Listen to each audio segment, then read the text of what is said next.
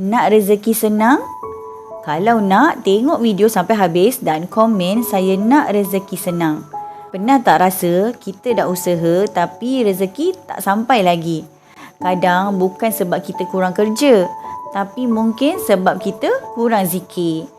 Ada satu zikir ni, bila kita amal, insya-Allah Allah mudahkan rezeki kita tanpa kita sangka. Zikirnya ialah Ya Wahhab, Ya Wahhab, Ya Wahhab. Wahai Tuhan yang Maha Memberi. Ulang baca 40 kali setiap pagi. Sambil zikir, niat dalam hati, Ya Allah, cukupkan rezekiku, luaskan rezekiku, berkatilah dan rahmatilah rezeki untukku. Amin ya Rabbal Alamin. Kalau rasa video ni bermanfaat, boleh sebarkan. Moga Allah buka jalan bukan saja untuk kita, tapi untuk semua yang kita sayang.